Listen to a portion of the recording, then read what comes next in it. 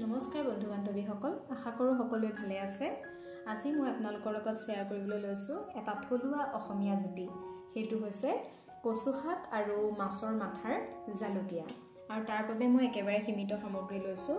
এইখিনি হৈছে কচু শাক, 3টা জলকীয়া, 2 মাছৰ মাথা, এইখিনি জিৰা আৰু পাঁচফোৰণৰ গুড়ি, এইখিনি জালুকৰ গুড়ি, পিঁয়াজ কুটা আৰু নহৰু কুটা, আৰু এইখিনি হৈছে বইল কৰি লোৱা মাটিমাহ।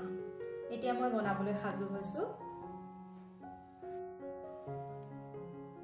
এয়া কেৰাহীত মই তেল গৰম হ'বলৈ দিলোঁ, আৰু এতিয়া তাত প্ৰথমে মই অকণমান হালধি দি লৈছোঁ।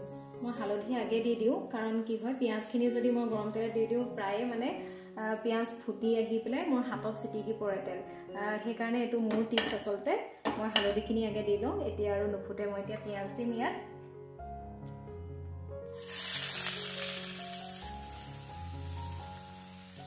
নহৰু দিলোঁ আৰু কেঁচা জলকীয়াকেইটাও দি দিছোঁ।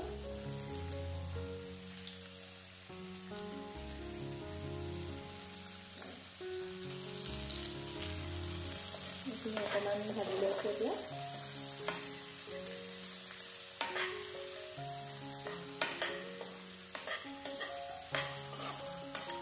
পিঁয়াজ আৰু নহৰুখিনি অকণমান ৰঙচুৱা হোৱালৈকে ভাজিব লাগিব।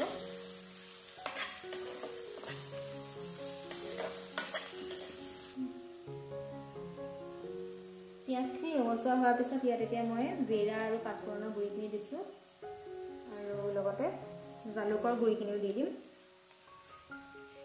অলপ জালুক পাছতো দিম, গতিকে এতিয়া কমাই দি লৈছোঁ। এইখিনি দি এতিয়া অকণমান ভাজি দিম। তাৰ পাছতে কচু শাকখিনি দি দিম।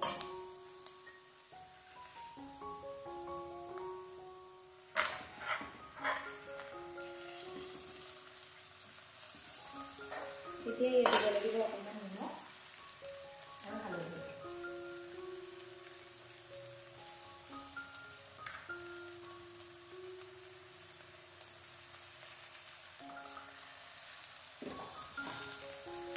হালধি তেল মাৰোঁতে অকণমান দি লৈছিলোঁ, তথাপিতো কমিব পাৰে, সেইকাৰণে আৰু অকণমান দি দিছোঁ।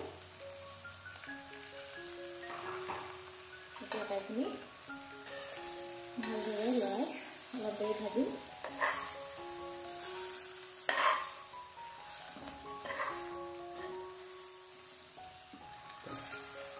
কচু শাকখিনি এনেদৰে অকণমান 5 মিনিটমান ভজাৰ পাছত অকণমান ঢাকন মাৰি পেলাই সিজিবলৈ দিম। এতিয়া যেতিয়ালৈকে অকণমান কোমল হৈ নাযায় তেতিয়ালৈকে সিজিবলৈ দিম।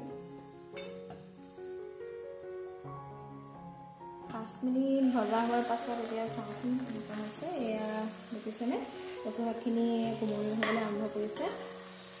আৰু অকণমান সময়ৰ পাছতে মাছৰ মাথাকেইটা দি ভাজিব পাৰিম। আৰু অকণ ঢাকি দিছোঁ।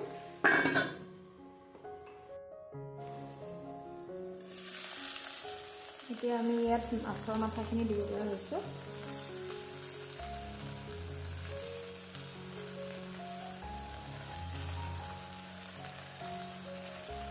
এতিয়া আৰু অকণমান সময় এইখিনি ভাজিব লাগিব। বেছি সময় ভাজিব নালাগে। মাছৰ মাথাকেইটা যিহেতু আগতীয়াকৈ ফ্ৰাই কৰি থোৱা হৈছিলে, এতিয়া অকণমান সময় ভাজিলৈ আকৌ ঢাকোন মাৰি দিম।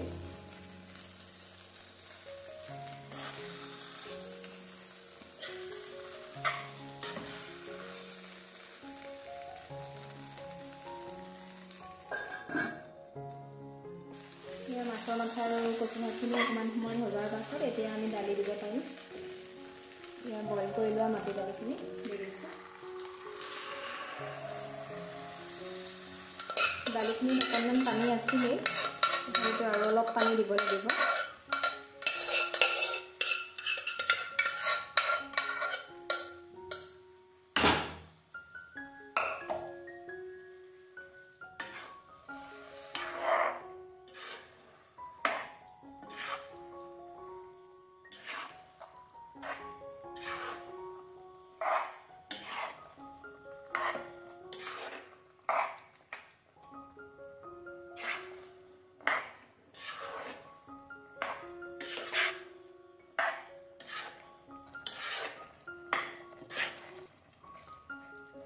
এইখিনি এনেদৰে অকণমান লৰাই ভাজি থকাৰ পাছত এতিয়া আমি আৰু অলপ পানী দি দিম। অলপ বেছি ডাঠ হ'ব, অলপ পানী দি এতিয়া অকণমান সিজিবলৈ দিম।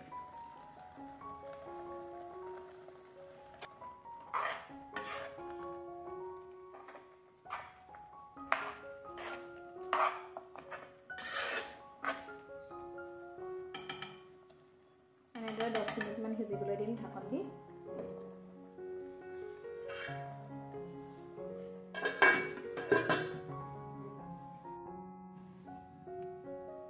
দহ মিনিট সময় সিজাৰ পাছত এনেদৰে এইখিনি অকণমান লৰাই দিম আৰু মাছৰ মাথাকেইটা অকণমান ভাঙি চিঙি দিব লাগিব হেতাৰে।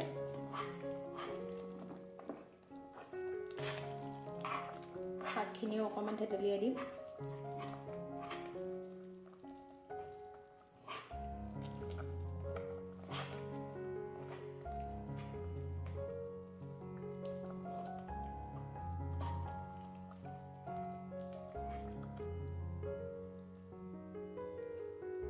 এনেদৰে শাকখিনি এনেকৈ হেতাৰে ভাঙি ভাঙি দিব আৰু মাছৰ মাথাখিনিও এয়া দেখিছে ভালদৰে মিলি গৈছে। এতিয়া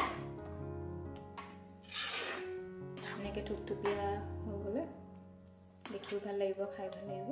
গোটেইখিনি এনেকৈ হেতাৰে ভালদৰে মিলাই থাকিব লাগিব।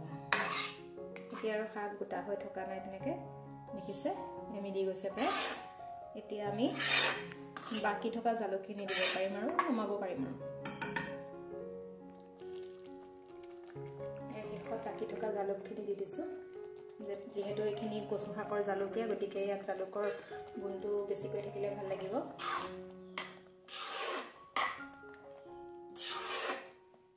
এয়া প্ৰায় হৈ গৈছে।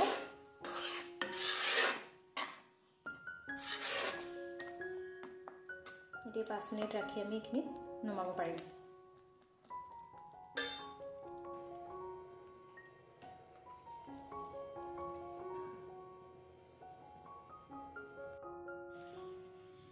এইখিনি মোৰ কচু শাকৰ জালুকীয়া ৰেডি হৈ গ'ল। এইখিনি মই আজি পঠিয়াবলৈ লৈছোঁ মোৰ এগৰাকী বান্ধৱীলৈ। আৰু যদি মোৰ আজি এই ৰেচিপিটো আপোনালোকে ভাল পায়, লাইক, শ্বেয়াৰ আৰু কমেণ্ট কৰিব। মোৰ ভিডিঅ'টো চোৱাৰ বাবে ধন্যবাদ।